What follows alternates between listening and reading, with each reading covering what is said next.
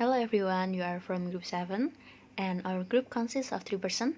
The first one is me, my name is Hani, and the others are Citra and Bella.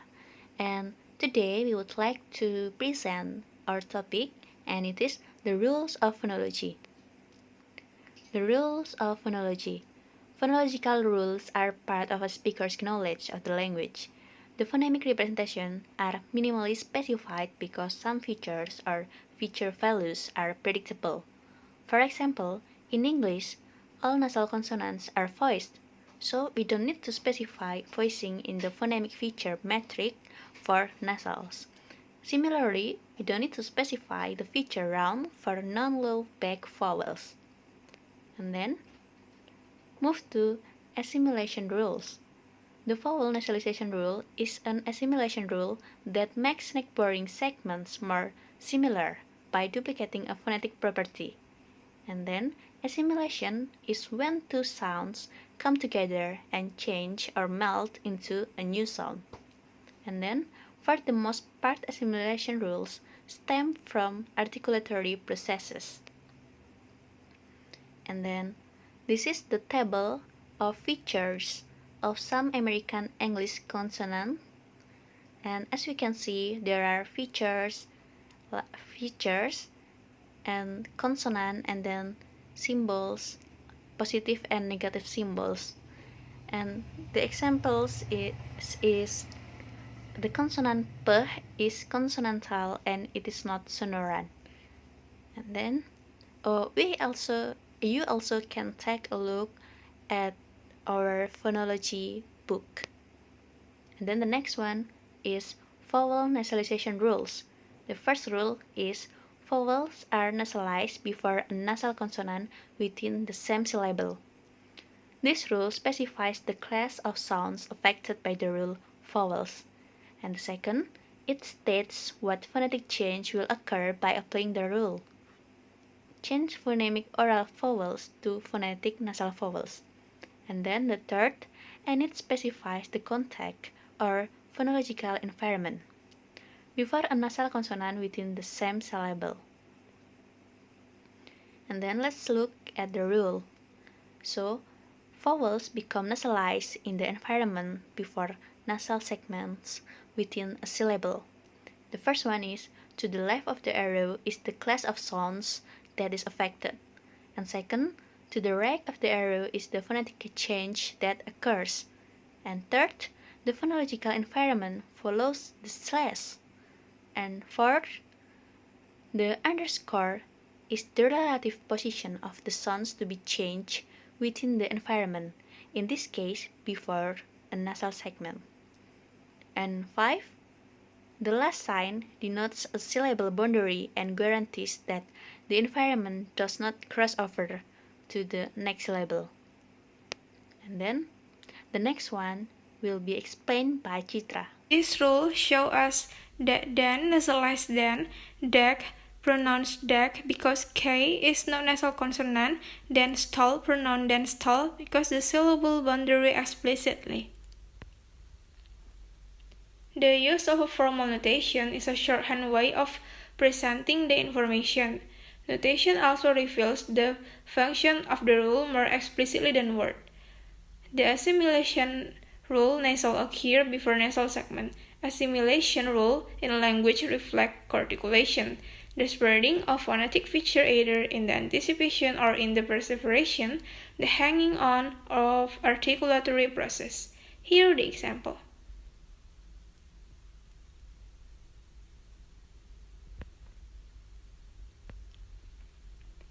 Voice Z of the English regular plural suffix is changed to S after a voiceless sound, and similarly the voice D of the English regular past tense suffix is changed to T after a voiceless sound. These are instances of voicing assimilation. For example, cats become cats. There are another different kind of assimilation rule in Aachen, where the nasal negative morpheme was expressed as M before P, N before T, and ng before K. This is the homogeneous nasal rule. In this case, the place of articulation bilabial, alveolar, velar of the nasal assimilates to the place of articulation of the following consonant. Nasal and other different sign language also have an assimilation role. For example, handshake assimilation, which takes place in compounds such as the sign for blood. This nasal sign is a compound of the sign for rat and flow. The handshake for a rat alone is formed at the scene by a closed hand with the index finger pointed up. In this compound blood, this handshake is replaced by the one of following word flow, which is an open handshake or all finger extended. In other words, the handshake for rat has undergone assimilation. Dissimilation rules. Dissimilation is a rule where two close or extended sounds become less alike with respect to some property, in which a segment becomes less similar to another segment. Though dissimilation rules are rarer than assimilation rules, they are nevertheless found throughout the world's languages. This rule applies to sequences fifth and sixth, changing them to fifth and sixth. Here, the fricative t becomes dissimilar to the preceding fricative by becoming a stop. For example, fifth becomes fifth, sixth becomes sixth.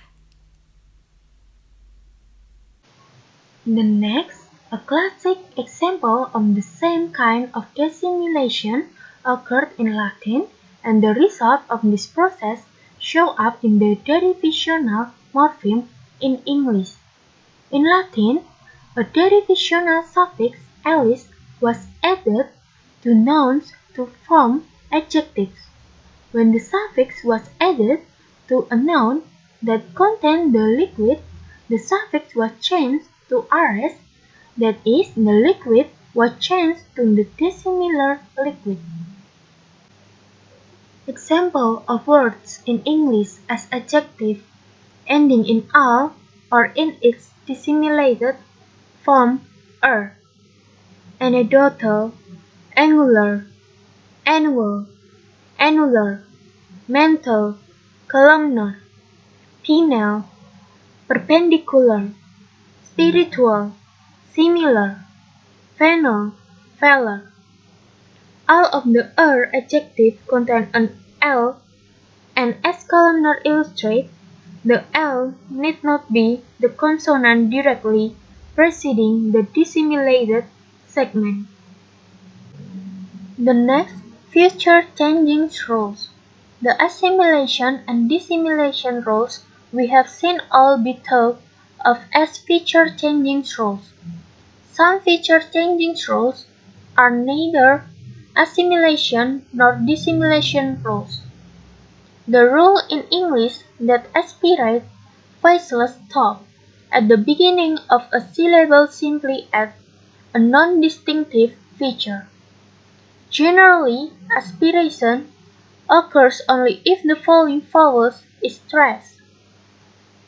The P in pit and repeat is an aspirated P, but the P in inspect or compass is an unaspirated P. A voiceless non-continuant has aspirated added to its feature matrix at the beginning of a syllable containing a stressed vowel with an optional intervening consonant. Aspiration is not specified if any phonemic feature matrices of English.